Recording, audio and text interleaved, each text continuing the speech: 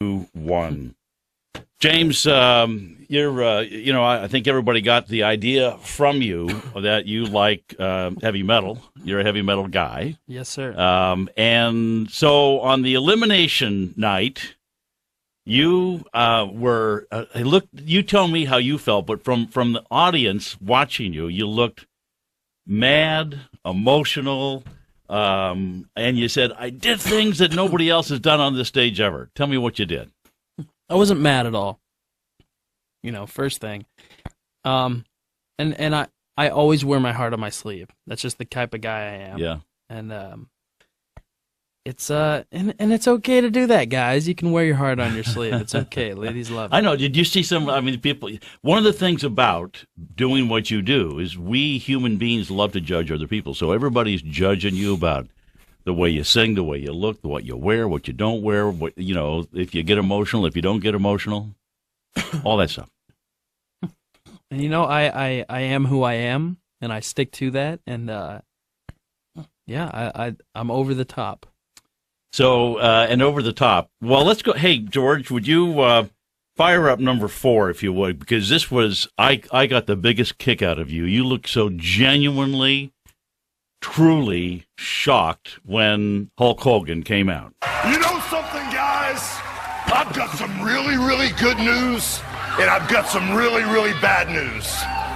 The good news is both of you guys are safe. And both of these guys are going on tour. And the bad news is you, Mr. Ryan Seacrest, you're not safe. Boom. Yeah, and I've got it. Ryan Seacrest, you got to hand it to him. He did a great job of rolling off the stage and into the audience on that. But he took a great bump. But definitely. you really, you were stunned. The look on your face. You had no idea. Nobody told you that was going to happen. No. And nobody told me. And you're a wrestling fan, obviously. There's your shirt. There it is. WW. Yeah, F. So goes way back. James, you've got also, besides the fact that you sing, first of all, where did you get your training? Is this just God-given, or did you go someplace, do something? Well, it is God-given, but I had a little bit of formal training when I was a boy, and but all the high-end stuff, that's all me. I took a lot of time out and just really focused and studied singers and artists that I like, and saw, how they did things, and I would hear one note that they would sing, and then I would try and emulate it until I would get further and further, and my vocal cords would stretch over time. So you trained your own voice to get there? Over the past 6 years, I've trained my own voice to hit notes that I can't even figure out what they are. Yeah, no, it's like anything else. The vocal cords are like any muscle in your body. You can work them until you get them limber. And I even had them checked out by a throat doctor, and he said that they're beautiful and perfect. They're the 2 words, and I quote.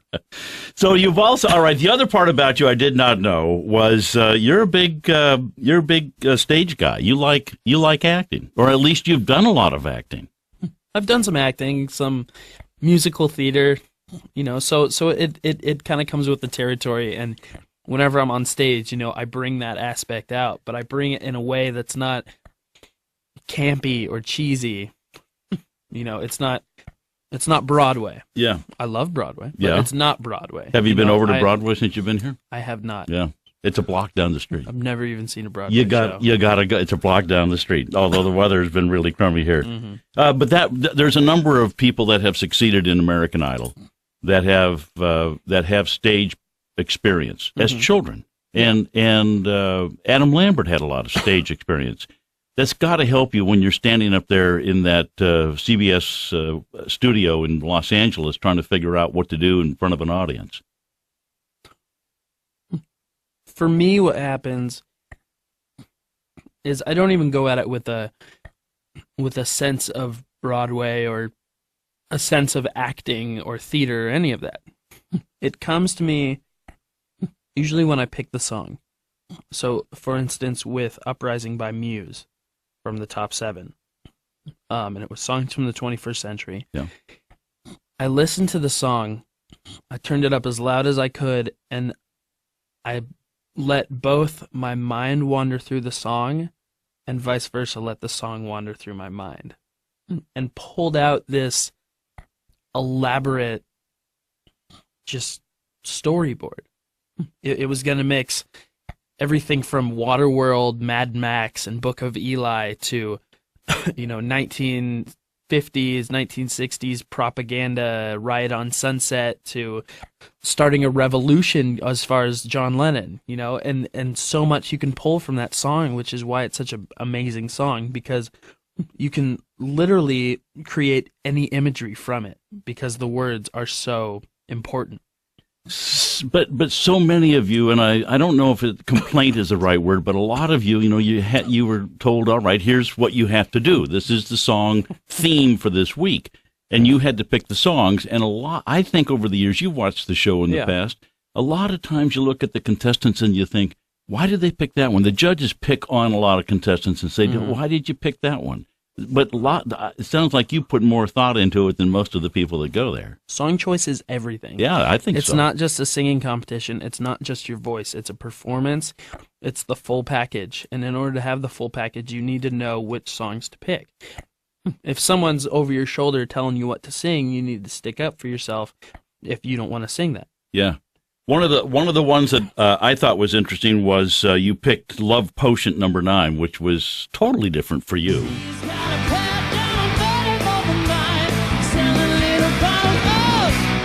Potion number 9. I told her that I was a flop with chicks. Come on, y'all. I've been that way since 1996. She looked at my palm. She made a magic sign. Said, what you need's a bottle of love potion number 9. That was a fun version. I mean, you made it fun. It was a lot of fun. Whenever I pick a song, especially a song as old as that one, a timeless classic, though, nonetheless, I try and find as many different versions as possible, depending on what style I want to take it, So if I wanted to do just a rock version, I would have, toned it down a little bit, but I wanted to take it a little metal. I hadn't done something like that in a little while. Yeah. And so I looked, and, I found some great stuff and some great ideas, and I really wanted to make it very like bluesy with a real Guns N' Roses feel. And I absolutely got that because we ended up getting the actual Marshall stacks and the amps and the heads that Guns N' Roses used to record Appetite for Destruction. Wow. So it's the same equipment that they used. Another one that you picked was of course Journey's Don't Stop Believin', and of course Randy's sitting right there looking at you. Living in a lonely world. She took the midnight train going anywhere. Just a city boy, born and raised in South Detroit. It took the midnight train going anywhere.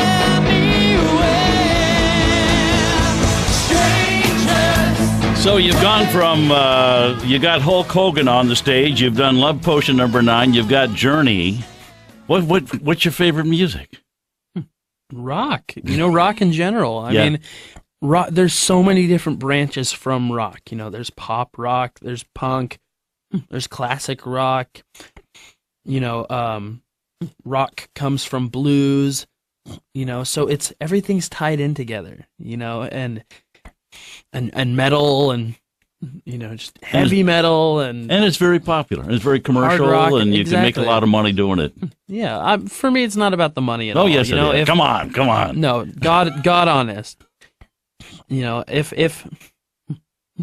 I could be, if I didn't have to worry about money and my family could be okay, and I wouldn't have to worry if we, that we have a roof over our heads and that we have, food on the table, that's fine. I don't need some big fancy house or all these cars or all this, and it's all material. You can't take it with you in the afterlife. What are you gonna do after Idol? You got the tour coming up this summer. I would do it for free. Yeah. If you could cover the overhead, huh? Yes. What are you going to do as far as, are you going back to Santa Cruz? You're going to move to Los Angeles? What are you going to do? I think as far as I know, I really want to stay in Santa Cruz. We're thinking possibly Carmel. A beautiful place. It's very pretty. Very beautiful. Clint Eastwood and his wife lived there. Yep. Yeah. So we definitely want to stay West Coast and Central Coast and Bay Area. And music coming from you when? Well, I mean, now you got this launch. You got to run with it. Yeah, I may have potentially heard my first single, and I'm really, really excited about it. And I'm going to start collaborating with people very soon. Perfect. I'm just really, really looking forward to this. It's the jump start to the rest of my career, Yeah, to the is. rest of my life. It's a huge platform to jump from. Yes, sir. James Durbin, thanks for coming by. Thank you so Good much. to see you.